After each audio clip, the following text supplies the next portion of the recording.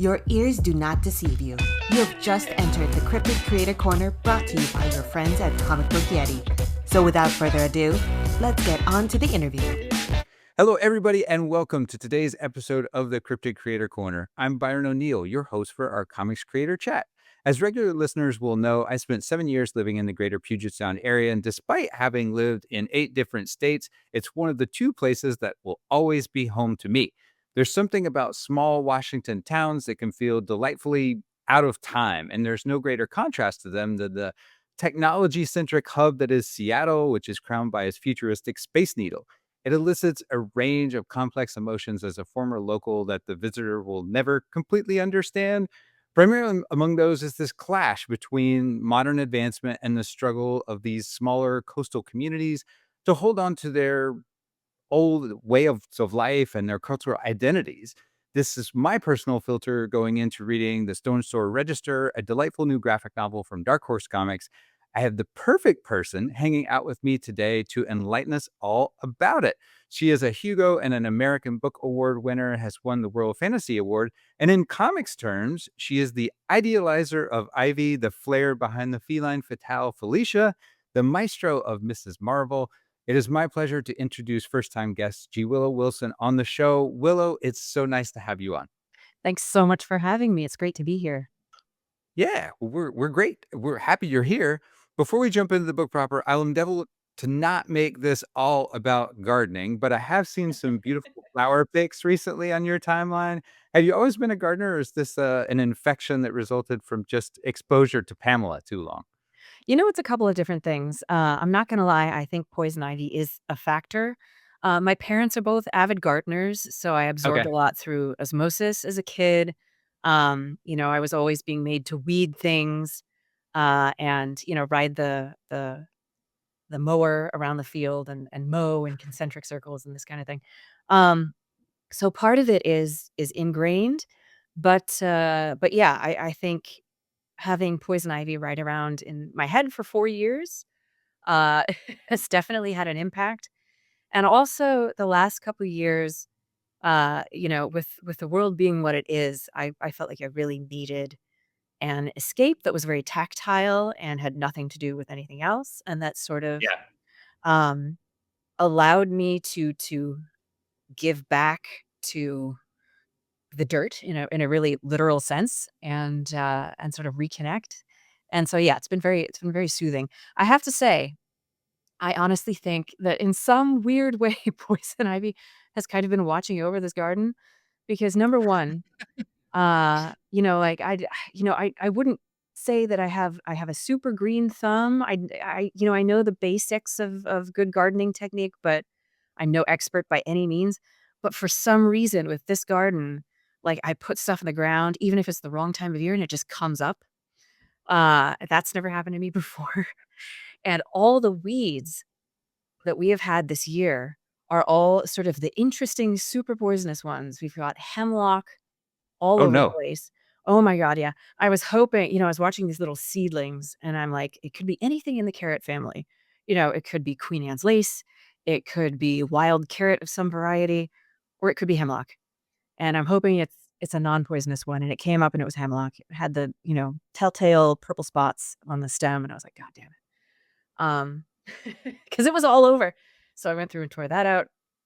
And then we got this interesting little weed that I'd never seen before that had these little flowers that are very nightshade family flowers, including tomatoes, have very distinct flower types. And I was like, oh God, that almost Yeah. looks like some sort of nightshade. And so, like I dug it up and I looked it up and I was like, oh, it's Ho Nightshade. Fantastic. So we've got we've got nightshade, we got hemlock. I'm just waiting for something else to get some kind of trifecta.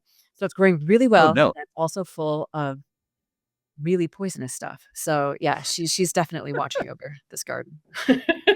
I forgot what it is specifically, but there is another very, very noxious weed that they have trouble with that in Washington there, that if you get the sap on your hands and you're exposed to sunlight can Oh, burn you can you? get a horrible rash.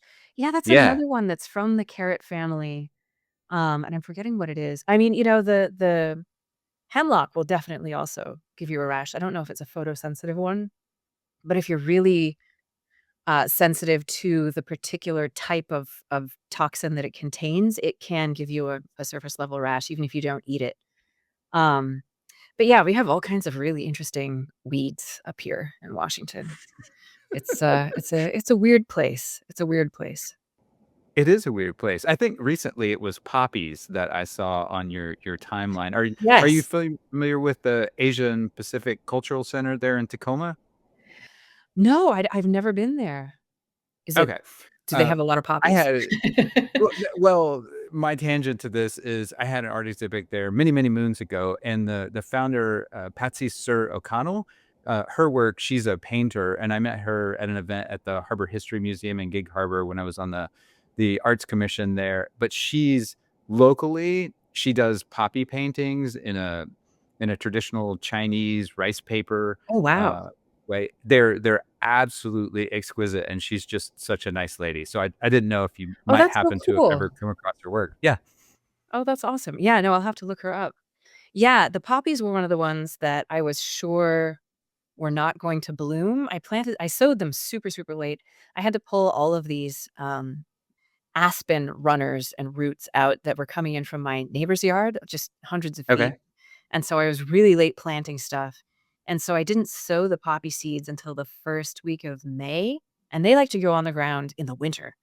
So I was like, I'm not expecting anything. Um, and then they sprouted and I was like, "Oh, this is great, maybe I'll get 1 or 2." But, I was looking at the calendar and I was like, poppies really do not like heat.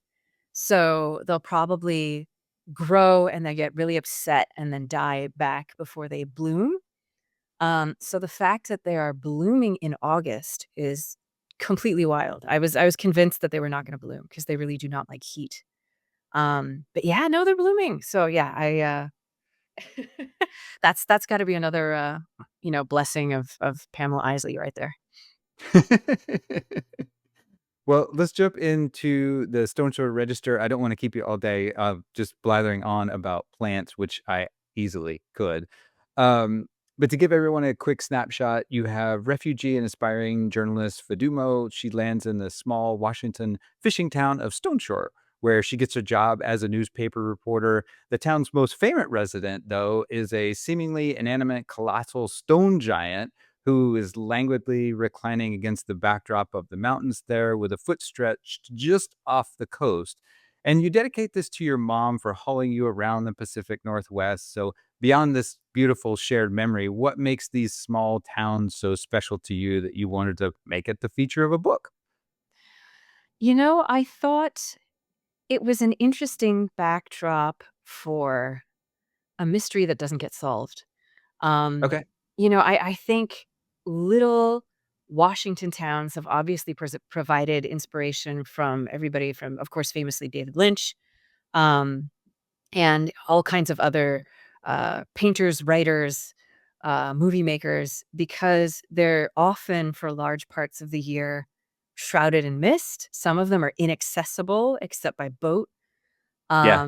So you could hide some things there, and safely assume that they would never get found. Um, and, weirdly enough, aside from, Poison Ivy's side trips, Poison Ivy canonically, this was not me, but canonically, studied at definitely not UW. We can't say UW because we'll get sued, but some sort of research university in the greater Seattle area. Poison Ivy makes side trips to Seattle fairly frequently, but besides that, I've never set anything in the Pacific Northwest, despite the fact that I've lived here for a decade and a half now. And this seemed like a good opportunity. MK Parker, who is the wonderful artist on the book, and I had wanted to work together again. We hadn't worked together except for 1 or 2 sort of one shots since we did Air quite a long time ago. And I was like, "Hey, do you wanna do, like, a little small town mystery with kind of, you know, creepy fun stuff in the background?" He was like, "Yeah." And that giant was really his baby. I was thinking of something sort of primordial coming out of the cliff where you're sort of like, is this sort of a Paleolithic type of a thing, or is it a natural formation that just kinda looks like a giant? And he was like, no, no, no. If we do it this way, from some points of view, he could look very ominous. From other points of view, he can look very sort of stoic and like a protector. You never quite know what his motivation is. Um, so, it was MK's idea to make him more like a colossus, like Okay. almost like a big piece of Roman statuary. So yeah, it was just sort of like a fun brainchild from myself and MK. And believe it or not, the whole thing was written and almost entirely drawn before the election. You wouldn't know it. Yeah. But, Yeah. it was. So I thought you were going to tell me that the giant was actually loosely based on Seattle's, well, infamous, probably Oh, not famous, yeah. but the troll. That's got to be. They're probably cousins. Yeah. Like, they probably see each other at Christmas. They're definitely of the same ilk. The giant in our story is quite a bit bigger. Um, but with both of them, it's interesting because I wasn't thinking consciously about the troll, but the stories surrounding them locally are quite similar. Like there's sort of the facts, the half facts, and the tall tales, and they kind of get Yeah. all mixed together. Um, Sure. and people have their own sort of little belief systems about what it means and who built it and why, et cetera, et cetera. And it's just kind of there. So yeah, there are definitely some rhyming elements to those two for sure. Well, doing a little bit of research, I can't help but think there's at least some aspect of Fadumo's journey that mirrors your own, moving to Egypt to teach English after college, being the stranger, and trying to find your place somewhere that is culturally foreign. So, how much of Willow is in her? I don't know that there is all that much, to Okay. be honest. I mean, on a conscious level, because she's, you know, I hesitate to make her any kind of spokesperson for any particular group of people or any individual. What she really is a character who is very much on a symbolic level a part of Washington's cultural heritage. Washington has a very large Somali population. Um, and, you know, each, the US being a nation of immigrants, each new wave kind of puts its own stamp on the places where they live in terms of food, celebrations, architecture, community building, whatever Yeah. it is. And that becomes part of that story. And so this is sort of the story of Washington writ small. Okay. Instead of being about a community of people, we've got one individual in a small town. And so, all of the different characters I think are in their own way indicative of real people or real peoples, plural, who live in Yeah. Washington state. We've just shrunk it down to its sort of smallest size to talk about community, who gets to come in, who's initiated into the mysteries? What does that Yeah. mean? At what point do you belong? And what do we owe our neighbors when somebody starts to point fingers and say, you don't belong here? Yeah. Despite the book having that supernatural overlay to it. At its heart, it's about her fitting in, and that really resonated with me. When we were in Gig Harbor for several years, we were engaged in like the day-to-day rhythms, right? You're not a local, really. And Mhm. then when Trump got elected in 2016, I decided that I needed to get off my ass and do something, which led to a bunch of civic engagement. And then everybody knew me, across this political spectrum. And you get to know people on a very, very different level than when you can be in a place but not of a place, I guess is the thing. And Yeah. places people, Mhm. So was the easiest way with Fadumo as a character to make her a journalist and put her front and center in interacting with all the locals? Kind of, yeah. I mean, I thought that what we needed was someone coming in who was inoculated against this idea that this is just the way things are and we don't question them. Okay. Sorry. I think we needed somebody who could come in and say, "Isn't this place pretty weird? Like, don't you guys wonder about why all this bizarre stuff goes on here and what's the deal with the giant? Like there must be somebody who has answers." Yeah. And that's a very journalistic way of thinking. And it was fun to sort of juxtapose her with Jonathan, who's been there forever, who's been sort of the one town journalist keeping the tiny little paper alive for who knows how long, and has stopped questioning those things. Um, because, we're all a product of the places that we live in and the people that we're around. And so even though in theory his job is to get to the truth of the things, he's gotten so used to the way things are in Stoneshore that he almost doesn't see them anymore. And it takes this newcomer coming in to say, "You people are very strange." It's just sort of kind of wake him up again and start altering his perspective a little bit. So, she's sort of a unique outsider insider because I think in a small town, you become part of the fabric so quickly by necessity that you're not on the fringes for very long. And Yeah. the book really sort of focuses on how Fatima gets drawn in to this small town, even though she's a relative stranger, because everybody knows everybody, and so very quickly everybody knows her. And that's sort of one of the nice things about a small town. So yeah, I think seeing that place through her eyes gives us a perspective, I think, that we might not have otherwise, and sort of allows us to ask some questions that we maybe couldn't.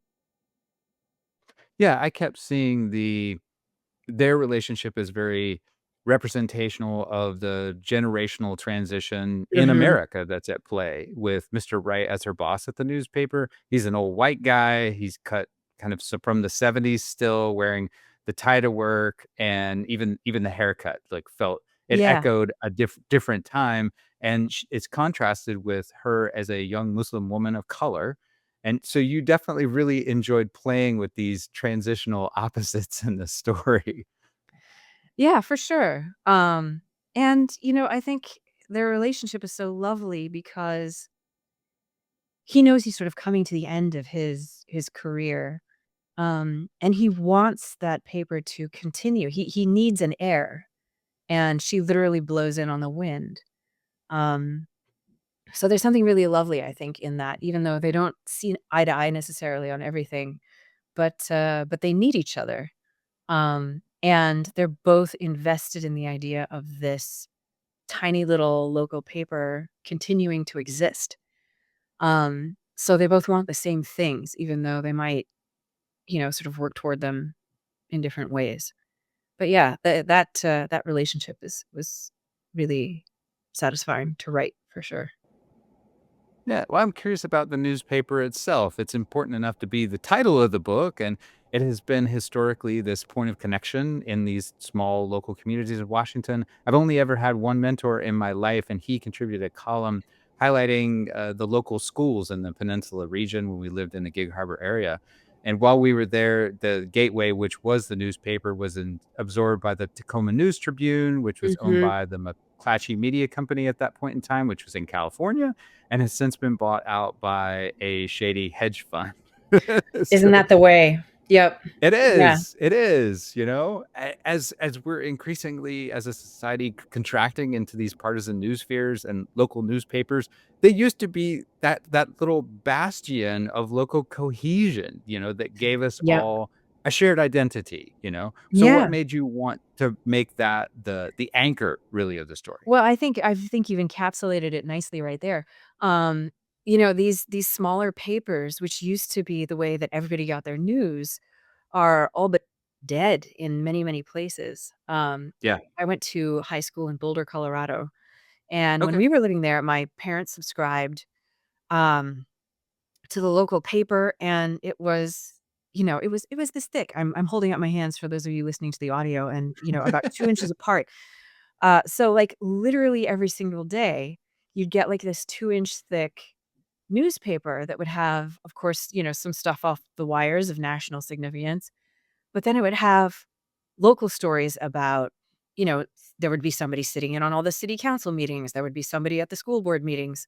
Yeah. There would be local sports coverage. There would be, just all kinds of stuff, weather reports, lost and found stuff. There would be these completely wacky, sort of guest columns with really questionable grammar, from people sort of complaining about whatever was the issue of the day in their own little neighborhood. And the last time I went back, that same local newspaper was, like it was basically it was the thickness of sort of the like coupon insert that you get in the mail. And it was incredibly sad. It's called the Daily Camera, which is also a fascinating title for a newspaper. It sounds very sort of 18th century frontier, which is what it was. Um, so, like that kind of inspired the Stoneshore Register, both as a title and as sort of like the central through line of the book. This paper, um, which is hanging on by a thread, and the printer is ancient and falling apart, and it's down to an absolute skeleton crew. But both Fatima and Jonathan desperately want to keep it alive because they know what's at stake. And it's never really stated that baldly, like local news is important, that it's the thing that ties us all together. But it's kind of understood that like that this is the way that communities talk to each other. And Yeah. as you say, when that's gone, the only places that people have to go to get their information are these siloed international billionaire run misinformation factories, essentially, Right. um, where everybody gets the facts that they already want to be true. And, nobody's perspective is ever challenged. Nobody's ever forced to listen to their neighbors. So something really vital is lost. So yeah, that exactly what you said. Like we don't ever talk about these issues in the book in so many words. It's a fantasy novel, like there's shape-shifting and there's this mysterious giant and stuff. So this is all sort of a couple levels down. And sort of the worse things get politically in this country, the deeper I bury things in my stories. I'm like, it's a story about a stone giant. That's all you need to know. If you read it and you get something else out of it, awesome. But like none of this stuff is really surface level. It's all kind of it's buried in the earth beneath the heel of the giant. Well, it didn't feel that buried because it was easy for me to grasp. But like Yeah. I do remember it's interesting you talking about Colorado there because it wasn't just connecting everything that was going on locally in the positive sphere too, but we had an opportunity too for people to also put criticism out there. I can't remember the name of the paper, but I remember when we lived in the Springs, when my wife was in grad school, and there was a local newspaper there, and they had this column. Obviously, Colorado Springs, very conservative community, but they had this regular contributor who was the church kicker. And I don't know why I remember this, but that's what they would do. They would just take a snap picture of themselves. And this is, of course, before everybody had camera phones and anything like this. So it took some effort to go up and snap a picture of them just kicking this side of a church, And I don't know why I locked onto that, but it was also a mechanism for critiquing the community in which you live too. And it feels like 100%. a lot of that is gone as well. It's all moved to the comments section. It's all become super anonymous. But yeah, those papers used to be the forum in which you discussed with people you knew, or at least knew of, the issues that were affecting your hyper local community, bike lanes or parks and rec, or do we want to, utility stuff, all the sorts of things that have direct impacts on people's day-to-day lives. Um, and we've lost that. We've lost that. It's all yeah, it's all sniping at people in comment sections from behind, a screen Right. name, um, or, like kvetching in various subreddits, that also sort of filter themselves politically into different camps. This is a perfect example. In Seattle, there are two big Seattle subreddits. There's, r/Seattle, and there's r/Seattle WA, and one Okay. is conservative and one is liberal. And like it's Wild. so funny because I've ended up, I mean, like the titles are so similar that I've ended up in one or the other and forgotten where I was and been like, what the hell is going on in here? And it's because I'm like, oh, I'm in the libertarian one right now, and then I'll go over to the other one, and yeah, we're living in parallel dimensions. So yeah, it's really sad that those sort of local papers are vanishing, especially in a town like Stoneshore, which is fictional, obviously, but could be any number of small vanishing fishing villages in the North Sound, all the way Yeah. up to British Columbia. So it's a plausible place. It's a plausible place, and the issues affecting the fictional Stoneshore are very much mirrored by real issues that are affecting those real small towns. Oh, absolutely. I was thinking about my own first striking experience of those two sides of the coin that are urban and rural Washington while I was reading this. For me, that was a family trip on an Alaskan cruise before we lived there with a side trip out to Rialto Beach. Twilight was still a thing, and the whole town of Forks was transitioned into a pop culture tourist trap. I don't know if you recall that Oh time, yeah. but Hmm. yeah, prior to that, Forks was historically just a quiet little place to go fish for salmon and steelhead. And we hit the beach, and as soon as we got there, a gaggle of goths followed us out. They trundled out of a mini tour bus, and they had clearly never seen the sun. But that's that creep of the wider world's influence into those communities that, let's say, is unwelcome, at Hmm. best, if not hostile, probably more accurately. But if anything, the message here is about acceptance of the outsider, and I Yeah. associate that with Seattle as a region. So was that something you were interested in exploring specifically, or is that just me being hopeful? We'll try to Oh, for interpret these sure, for 2 very sure. different Yeah, I worlds. mean, I think it's a little bit aspirational, um, Okay. in the sense that, is this really how it would go? But honestly, like I've been, if there's a silver line, I don't even want to call it a silver lining, but if there's something to hold on to in the sort of political impasse in which we find ourselves, it's that you do see examples of small towns and unexpected places rallying around community members who are now sort of getting randomly snatched by ICE, for Yep. example. Yep. And this was written before ICE was given these extraordinary overarching powers. Um, so I mean, I kind of felt like I was pushing the boat out a little bit. Now it feels very tame. And now it feels not aggressive enough. Um, but but yeah, like I've if there's one encouraging thing, it's been that school teachers, Karens who go to the nail salon, people you would not necessarily expect to stick their necks out for, these families who are getting disappeared are sticking their necks out in places that you might not Yeah. expect. Um, so the response of Stoneshore when Fatima is threatened does feel plausible. It feels like it's something that could happen. Yeah. Like you guys are not one of us. You don't know how this place works. You're just coming in from the outside with your fancy shoes. You're not even dressed for the weather, and you think you can tell us who belongs and who doesn't.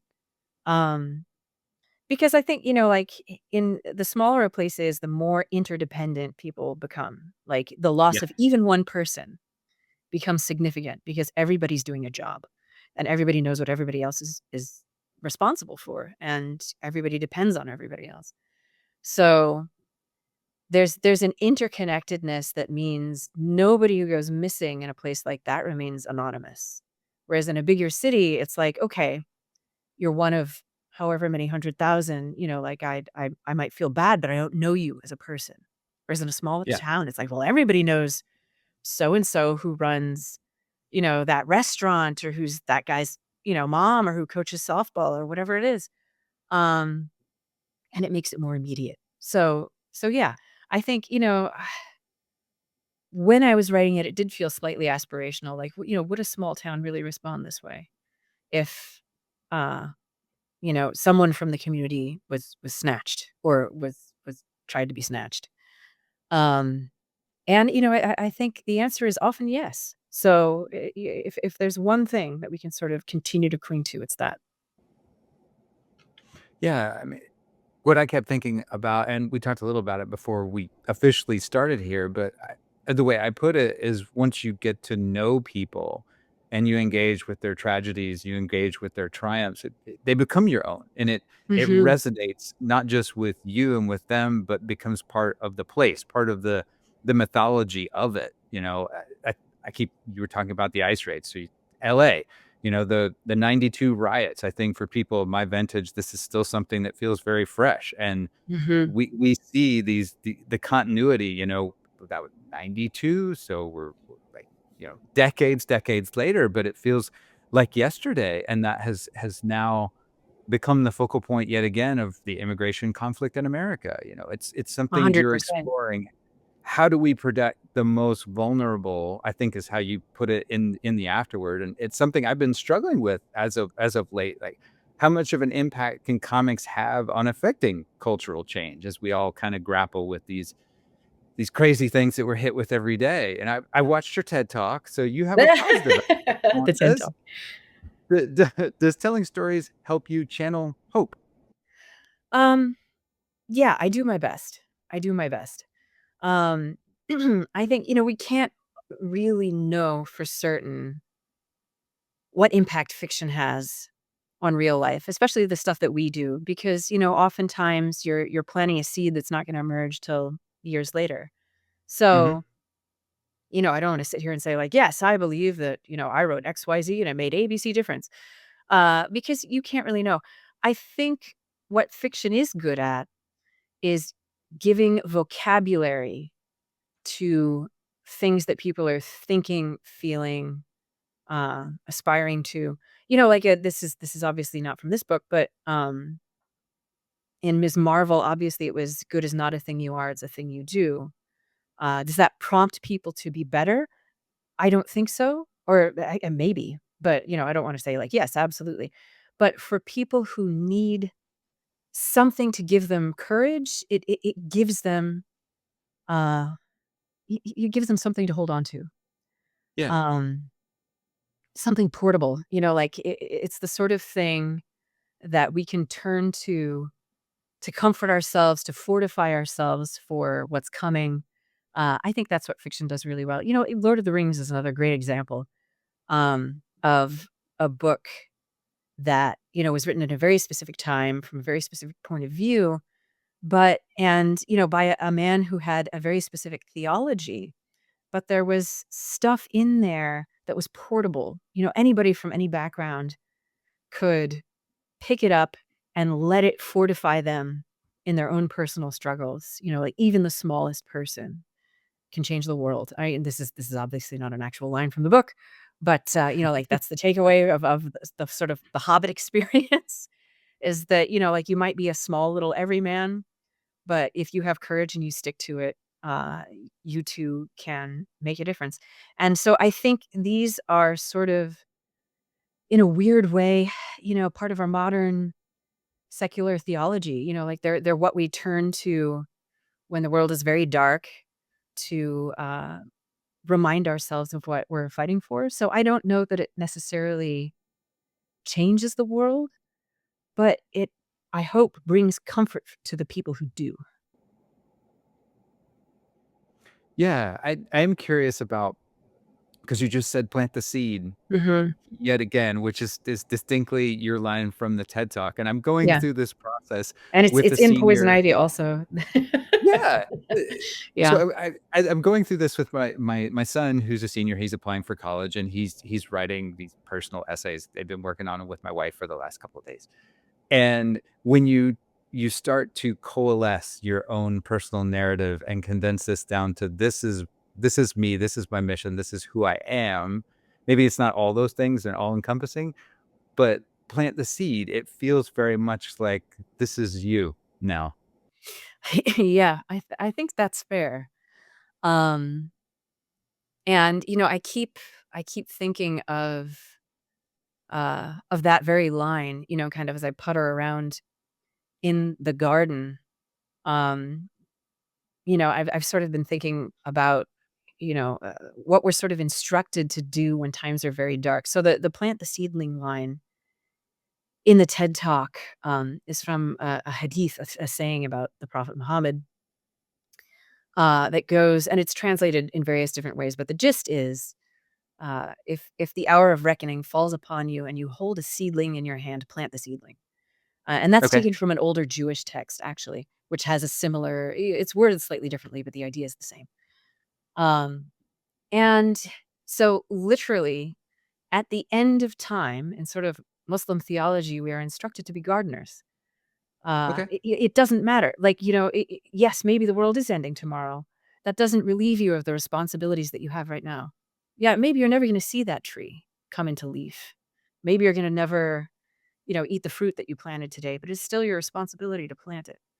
And so that's been what I've been holding on to as a, sort of on a personal level is it doesn't matter. It might grow, it might not. You might see it flower, you might not. You've got to plant it anyway. Because if we all stop planting, then we really are living in the end times because there's nothing for tomorrow. So that's been for me the driving force, not just on a symbolic level, but on a very literal one as well. Like I put stuff in the ground and bees show up and birds show up. And, that tiny, tiny little patch of dirt, the garden is not large um, because Not it's if you live small. that close to the stadium, it is It's definitely not. definitely small. Yes, yeah, anything walking distance of the stadium is not large. But even in a patch that small, you become a link in a chain for wildlife, that if everybody had that teeny little bit, even a 5-gallon bucket with a flower growing out of it, like, that's enough. That's enough. Yeah. That becomes part of the chain. And you can see in a very immediate way that, yeah, it doesn't matter. It doesn't matter if provides any benefit to you or if long term it makes any huge difference right now. It's your responsibility to just do that tiny thing, and you can see it very immediately, providing that link in the chain that, at the very least, keeps the birds and the bees and the wildlife going for another day, another 2 days, another season. So, yeah, Yeah. for me, that's, I just get up every morning, and I think that just plant the seed. Whether it comes up or not is tomorrow's problem. So did you work that out as kind of, I mean, your thing, I guess, for lack of a better way of putting it, before or after you started writing Poison Ivy? Um, I don't know which came first, the chicken or the egg. Obviously, sort of the seed or the plant, yeah. Obviously, it's something that I've been thinking about as far back as that TED Talk, which is now, my gosh, it's gotta be almost 10 years old. Um, but I think getting the poison ivy gig gave it new urgency. Okay. Interestingly enough, um, there's more like I just was talking to a group about this a couple of months ago, a Muslim group during Ramadan. But the Quran and the Hadith actually have a lot to say about ecology, which I didn't realize. And so, interestingly enough, I've quoted more bits of the Quran and the Hadith in Poison Ivy than I did in Ms. Marvel, which I did not expect because there is quite a bit of Interesting. ecology in there. Yeah. And so, that phrase is never used at any point in Ms. Marvel, but it's a huge cornerstone of the Poison Ivy book. Um, because that's kind of what she does. She seems like this fatalist, because, she thinks humanity is a plague, and if we don't rescue the earth, it's just gonna become like a giant ball of Cheeto dust with no life on it floating through the atmosphere. It's a dark book. There are funny bits because otherwise it would just be relentless. But it's a very dark book. But she believes enough to keep growing things. And, so in that sense, she is a she's an apt symbol of this thing that I keep telling myself, which is, just put the seed in the ground. Just put the seed in the ground. Um, and what the harvest is what the harvest will be. But just keep planting. And that's very much what she does. And, I think she resents having to be violent. She sees, that okay, we're at a point now where we have no choice but to use violence. And, that's what makes her a supervillain as opposed to a superhero. But her motives are very pure. Like she would rather just be growing flowers. She doesn't want to be an eco-terrorist. She would love to be left alone with Harley Quinn and a nice little flower garden, somewhere quiet. But she can't have that. So eco-terrorism it is. Well, okay, so how do you take that ethos there, planting the seedling, and now we're working on Black Cat with Marvel. So you had a chance to kick her around in your head as a character with Spider-Man Black Suit and Blood. And in a recent comicbook.com interview, you talked about changing her perception from bad guy to folk hero. Okay, so how does she blossom and change? I don't know that it's necessarily a change. You'll pick up the book and see how she gets into this scenario. Essentially, yeah, I don't want to spoil too much, especially for people who haven't been reading the Sure. Spider-Man books. Um, Yeah. but something is up with Spider-Man. There have been some changes. It's the book starts out, you're gonna find this out this week, so I'm not spoiling very much, where she's like, "This all started when that jerk Peter Parker stopped returning my calls." Um, Essentially, she's having fun. She loves being a thief. Like she steals not because she grew up in poverty or like has a certain ethical point of view, which is more like a Catwoman. She steals because it's fun and she's good at it and she's kind of a party girl. But with the changes going on in the Spider-Verse, it's harder and harder for her to sort of freely rip off the people that she usually rips off. And for that reason, she says to herself, damn it, I have no choice but to fight crime. Because it's gotten so out of hand that, like the marks are staying inside and it's not as easy for me to sort of lift things as it was before. Um, because we have all of these, sort of upstart criminals who are kind of getting in my way and I've got to clear out the competition. So, like it's not she's turning good and Okay. she's turning over a new leaf and she wants to be a better person. It's a very lighthearted, fun book. Because it's me, there's, stuff that's in there that will come up that is less lighthearted and fun. And more sort of interesting things to chew on after the book is finished.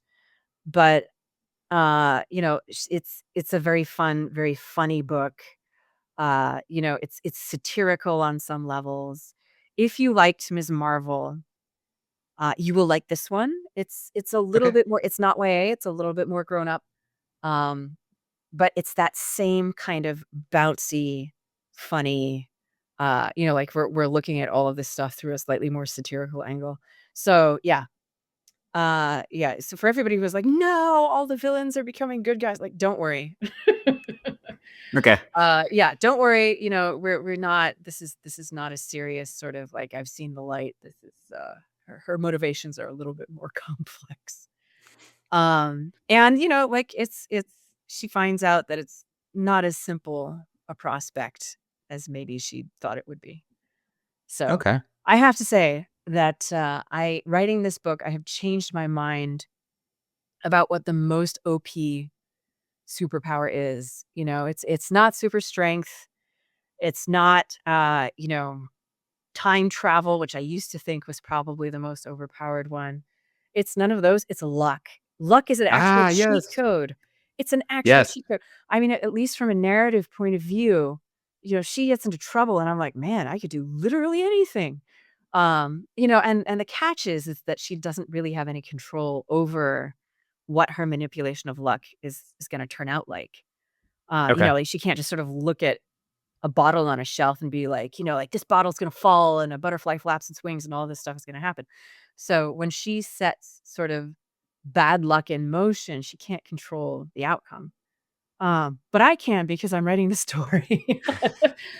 So, oh my gosh, as a narrative trick, it is absolutely elite. So yeah, it's Oh, luck yeah. powers. Anybody who's listening, next time you're at a party and everybody's doing the party game, like if you had to choose a superpower, which one would it be? Choose luck.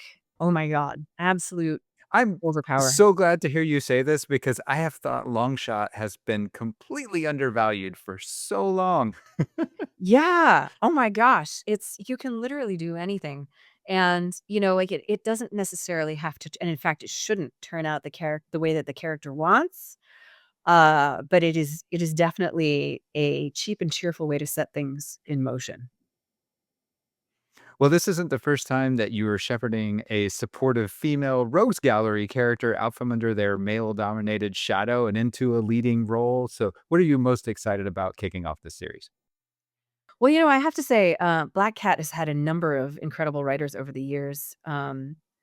Unlike Poison Ivy, this is not the first time that she'll have had a series, because she's deeply beloved, not least because she's got an amazing costume. Holy crap! Um, so I feel like I'm trying to fill very big shoes of Okay. storytellers who have uh, you know kicked this character around in the past. But I will say one thing that I have been having fun with is sort of uh telling stories about a character whose superpower almost isn't her power itself, it's her point of view. I wouldn't call her happy-go-lucky, she's been through some things. But I think she uses this kind of devil may care, "I'll worry about that tomorrow" type of attitude, um, to sort of protect herself from a lot of the crap that she's been through in the past. And so in a weird way, even though she's been some very dark places. She's a very sunny character, and I think that sort of natural optimism is almost her real superpower, and that's been really, really fun to write. Um, and yeah, it's fun to be playing around in the Marvel universe again, where things go a mile a minute at all times, and Yeah. you're always running, you are always sprinting to catch up, and it's always an extra cup of coffee day when I sit down to write Black Cat. Um, I mean, at least she's this quote street level hero. I feel yes. like those may be a little bit Those are the easier, you most know? fun. Yeah. I Yeah. think the great, the Achilles heel of all superhero stories is that the temptation is to keep upping the stakes. Yep. In a world, in a time where, like Galactus is coming or, the Infinity Stones and, like the world is always coming. It's like the world is coming to an end. The galaxy is coming to an end. The universe is coming to an end. The timeline is coming to an end. Um, and eventually it just gets a little bit much. So yeah, I have to say I do massively prefer the street level characters because you can tell more intricate stories. It's not just like, well, he punches and he punches harder and then this guy punches even harder and who can punch the hardest. Yeah. Um so yeah, definitely. Once a character can fly, you've ironically closed off a lot of storytelling possibilities for yourself because they can just escape. Okay. A meaty story is one in which the characters are trapped in the problem that you've created for them. And if they can just fly away or punch harder than the other guy, it's very difficult to create problems that they're going to struggle to solve. So, yeah, the street level characters are the ones I like the most for sure. And we've got the lizard who's up to bat first, if Oh I'm my gosh. understanding He's so correctly. Yes. Yes. And that was a funny one because, a lot of these characters who've been around for decades um, have very complicated canon. And Right. nobody's ever quite sure, okay, like, did this happen in this timeline or did that get rebooted? And sometimes even the editors are not sure because the reboots have happened so many times. And so I was like, okay, right now, is he like the superstar smart scientist who accidentally or on purpose turned himself into a lizard? And so he's got a brain in there? Or is he just sort of like just a literal lizard brain, just sort of atavistic creature who doesn't talk? And so we kind of split the baby. So he just sort of like talks and hisses and hits things a lot. But in captions you can see what he's thinking. So Okay. that was super fun. I like Um that. yeah, yeah. So, when in doubt, use both has been my attitude towards complicated canonical situations. But yeah, He feels like a bit of a tortured soul. a tortured soul who speaks in hisses and grunts. So yeah, he's a fun one. Oh, my brain went, we've got enough of those on TV right now. We've got enough of those. Yeah, here's what, but Yeah. this one is Well, shaped like a lizard. So, that's fun. well, I think this will be amazing as a fan of where you've taken Poison Ivy. So I'm looking forward to it. And it's hitting shelves next week, right? That's right. Yeah. Is that right? This coming Wednesday? I I think want to so. say that's correct. Yeah. Yeah. So definitely pick one up from your local comic book shop. It's super fun. You do not need to know anything about the Spider-Verse going in. Okay. Yeah, we explain everything for you. So you are sort of getting dropped into the middle of the Spider-Verse. Nothing is getting rebooted. Um, but this is sort of told in an almost Fleabag type of way. So Felicia has a lot of asides to the audience. So you don't need to know anything. She will tell you everything you need to know. Cool. I like the Fleabag, cats, Fleabags. That was good. Oh, Did you yeah. practice that? Cat Fleabag. Yeah. No. Yeah, you're right. Yeah, I'm gonna say I did that on purpose. Okay, we'll go with that. Well, it is 2025, and I always try to end my interviews on a positive note because everybody's struggling a little bit right now. And I know you never know who out there who might need a small dose of random positivity. So I do a shout out, and this can be someone who did something nice for you recently or something that inspired you. And no, the Sounders still in League's Cup is off the table for you. Um, Okay. but I'll go first to give you a moment to think of something. I watched a video on YouTube the other night, which are about these native bees that are in eastern Washington, across the mountains, that pollinate alfalfa crops, and how important that is to the production of our natural like feed that we would give for animal stock. And these are these ground dwelling bees. I'd never heard of them before, but they ended up moving a highway. So they had the route proposed for the highway. And then the state entomologists came in and with their researchers, and they did this really cool thing with a truck and a whole bunch of nets to catch the bees to see how low they were flying to check their flight patterns. And it was like, oh, okay, real science here. We need to move the road so the bees can do their thing. So it was really cool because they could confirm the agricultural importance and science, and it's nice to know that these little guys are playing a role. And as somebody who's a lover of bees, it put a smile on my face that we're actually still doing meaningful scientific research these days in America. So, For now? yep, Oh, that's yep, awesome. Wow, moving a yeah, highway to help the bees. That's yeah. incredible.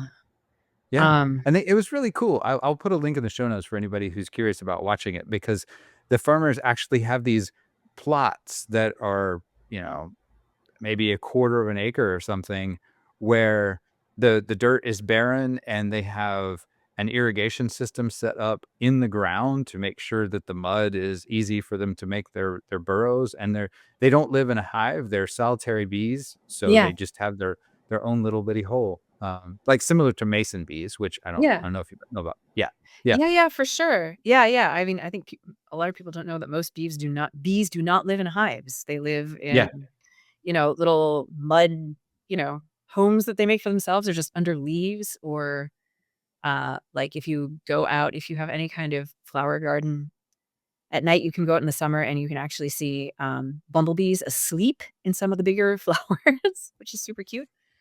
yeah. Yeah, that's amazing. Oh my gosh. Um, I'll do another ecology one then. I think well, Sweet. also sort of Washington specific since we're talking about Stoneshore Register and or poison ivy. Now that a couple of the major rivers in Washington State and British Columbia and the Greater Northwest have been undammed. Yeah. Some of them for the first time in like 75 years. Um, the salmon are now running in places where they haven't been seen for like 50 years in some cases. And Wow. you can paddle now from the headlands of some of these rivers all the way to the sea, which you also haven't been able to do in 50 years. And so I just read an article about um a bunch of different canoe families from the various Pacific Northwestern tribes have, for the first time in 50, 75 years, paddled these rivers from the source in the headlands to the Pacific Ocean, um, Wow. following the route of the salmon. And, that really that kept me going for like a solid 48 hours. I was like, "Oh my gosh, okay, so there's still good things going on." Um, Yeah. yeah, so yeah. So at least we know in the Pacific Northwest, the bees and the rivers are okay for now. For now, we'll see what happens tomorrow. But for now, they're okay. I didn't know about that. Thank you for sharing that story, because one of my degrees is in anthropology and my focus was in Native American culture. So that's really, really cool. I'm sure that was very Yeah. special for those Yeah, communities if to you be plug able it to into get Google, to do that. the articles will pop up, and, there's some very cool pictures. But yeah, that was encouraging. That was encouraging in the midst That's of the awesome. mess. Yeah. Cool. Well, we've covered some poison ivy, some black cat, Stoneshore Register. Is there anything else you you got going that you want to kind of Oh. mention? You had talked about Hunger in the Dusk up Yeah, The for an Hunger in the award. So, Dusk. Yeah, so volume 1, won a Ringo Award and is up for a Hugo Award this week at Worldcon, which is here in Seattle this year, so I don't have to go anywhere. oh, cool. I just roll down the street. So yeah, if you are into high fantasy, Dungeons and Dragons, World of Warcraft, Elder Scrolls, any of those universes, the components of the book will be familiar to you, but they are put together in possibly new and I hope interesting ways. Um, and yeah, so volume 1 is out wherever you buy books. Volume 2 had to be put on hold slightly because my wonderful co-creator Chris Wildgoose had a baby. And, Oh, wow. so yes, I'm like, "I understand, take all the time you need, I know how it is to try Sure. to be creative with babies around, it's not easy." But it's almost finished, so volume 2 will come out hopefully next year. But yeah, volume 1 is out wherever. Yeah, I love that book. It's fantastic.